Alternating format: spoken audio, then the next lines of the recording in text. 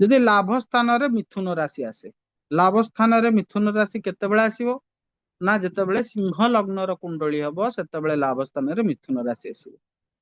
ସିଏ ସିଏ କଣ କରିବ ନା ନିଜର ହ୍ୟୁମର, ସେନ୍ସ ଅଫ ହ୍ୟୁମର, ନିଜର ଇଣ୍ଟେଲିଜେନ୍ସ ବୁଦ୍ଧିକୁ ଲଗେଇକି ଏବଂ ଉତ୍ତମ ପଦାର୍ଥ ଭୋଜନ ପାନ ମାନେ ଯୋଉଟା କହନ୍ତି କଣ ସେଟା snacks business, snacks related item ଏବଂ ଅର୍ ପଣ୍ଡିତ ମାନଙ୍କ ଦ୍ଵାରା, ପଣ୍ଡିତ ମାନଙ୍କୁ ସେବା କରିବା ଦ୍ଵାରା ବା ପଣ୍ଡିତ କୌଣସି ନଲେଜ ପ୍ରାକ୍ଟିସ କରିବା ଦ୍ଵାରା, ଇଣ୍ଟେଲିଜେନ୍ସ ପ୍ରାକ୍ଟିସ କରିବା ଦ୍ଵାରା, ସିଏ ଯେମିତି ଓକିଲ ମାନେ ହେଲେ, ସେମାନେ କଣ, ସେମାନେ ତାଙ୍କର ବାକ୍ ଚାତୁର୍ଯ୍ୟ ମାଧ୍ୟମରେ ସେମାନେ କଣ କରୁଛନ୍ତି ନା ପ୍ରସିଦ୍ଧି ଲାଭ କରୁଛନ୍ତି।